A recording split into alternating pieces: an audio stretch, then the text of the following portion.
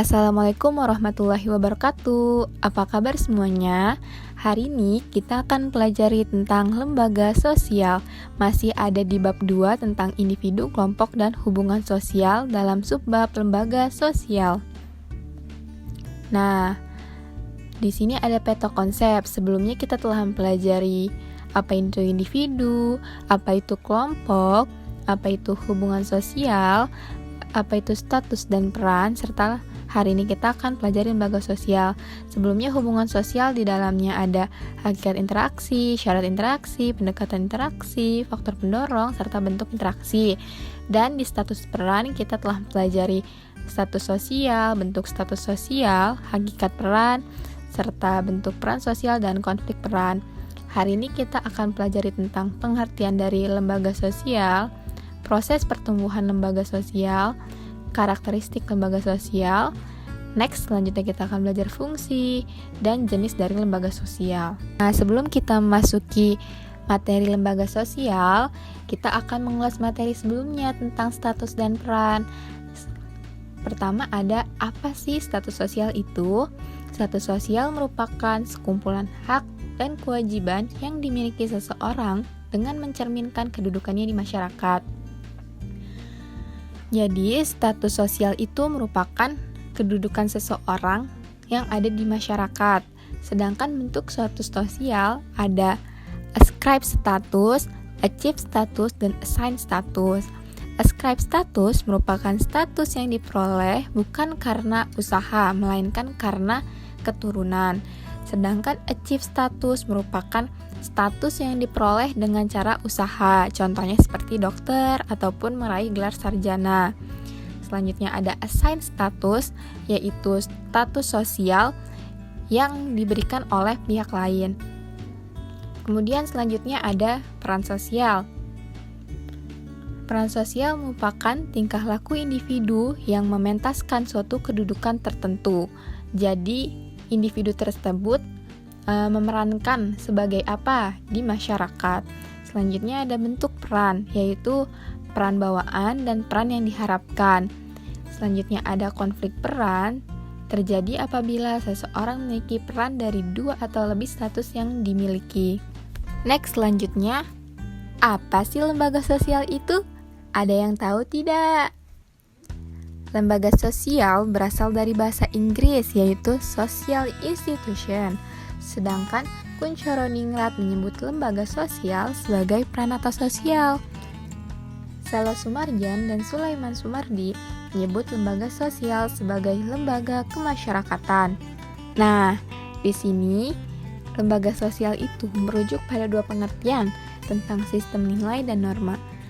Di sini terdapat beberapa pengertian lembaga sosial menurut para ahli. Yang pertama ada menurut Peter L. Berger. Menurut Peter L. Berger, lembaga sosial ini merupakan prosedur yang menyebabkan perbuatan manusia ditekan oleh pola tertentu dan dipaksa bergerak melalui jalan yang dianggap sesuai dengan keinginan masyarakat. Sedangkan menurut Paul Harten dan Chester L. Han, lembaga sosial merupakan sistem norma dan hubungan-hubungan yang menyatukan nilai tertentu dengan tujuan tertentu untuk memenuhi kebutuhan dasar masyarakat. Selanjutnya ada menurut Kunchoro-Ningrat, beliau menyebutkan bahwa lembaga sosial merupakan sistem tata kelakuan dan hubungan yang berpusat kepada aktivitas untuk memenuhi kompleksitas kebutuhan dalam kehidupan manusia. Sedangkan Surjono Sukanto menyebutkan bahwa lembaga sosial merupakan himpunan norma dari segala tindakan yang berkisar pada suatu kebutuhan pokok dalam kehidupan masyarakat. Seperti yang telah disebutkan sebelumnya, bahwa lembaga sosial merujuk pada 2 pengertian sistem nilai dan norma. Jadi, lembaga sosial ini merupakan suatu lembaga yang berkaitan tentang nilai dan norma yang pada akhirnya nanti akan mengatur kebutuhan dari masyarakat. Sehingga dapat disimpulkan bahwa lembaga sosial ialah 1. Seperangkat norma yang saling berkaitan, bergantung dan mempengaruhi. 2. Seperangkat norma yang dapat dibentuk, diubah, dan dipertahankan sesuai kebutuhan hidup. Dan yang ketiga, seperangkat norma yang mengatur hubungan antara warga masyarakat agar dapat berjalan dengan tertib dan teratur.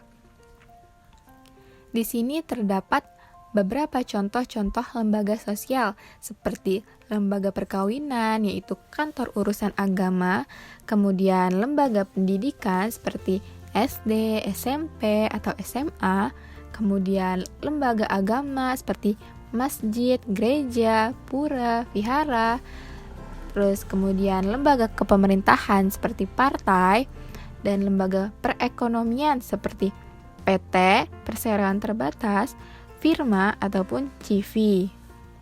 Selanjutnya ada proses pertumbuhan lembaga sosial. Ada sistem norma, pelembagaan, akhirnya bisa menjadi lembaga sosial karena memakan waktu yang lama dan melalui proses internalisasi. Jadi, lembaga sosial ini berawal karena adanya sejumlah nilai yang dicita-citakan masyarakat untuk mengatur suatu kehidupan di masyarakat yang disebut sebagai sistem norma. Sistem norma ini pada akhirnya bisa menjadi lembaga sosial tersebut, namanya pelembagaan.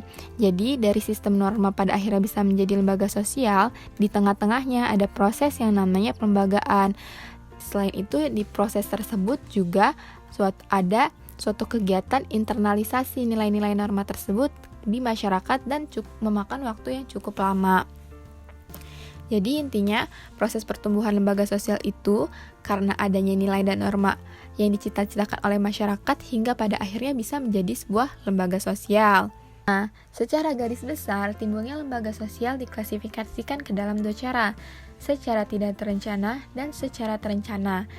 Jadi, secara tidak terencana di sini maksudnya adalah lembaga sosial itu lahir secara bertahap, berangsur-angsur dalam praktik kehidupan di masyarakat. Biasanya terjadi karena manusia dihadapkan pada masalah kebutuhan hidupnya.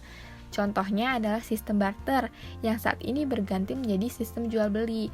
Jadi, masyarakat dihadapkan pada suatu masalah, pada akhirnya bisa timbullah lembaga sosial. Seperti sistem barter dianggap sudah tidak relevan, akhirnya terjadilah sistem jual beli menggunakan uang. Selanjutnya, ada secara terencana. Jadi, lembaga sosial muncul karena adanya perencanaan yang matang oleh seseorang yang memiliki kekuasaan. Contohnya, peningkatan kesejahteraan masyarakat desa akibat kurangnya lahan pekerjaan, sehingga dibuatnya lembaga transmigrasi. Jadi, penguasa di desa tersebut melihat bahwa ternyata di desa ini kekurangan lahan pekerjaan, sehingga lahirlah sebuah lembaga transmigrasi. Dari lembaga transmigrasi ini, penduduk desa itu dipindahkan kepada suatu daerah yang memang ekonominya itu lebih baik, sehingga terjadinya kesejahteraan masyarakat.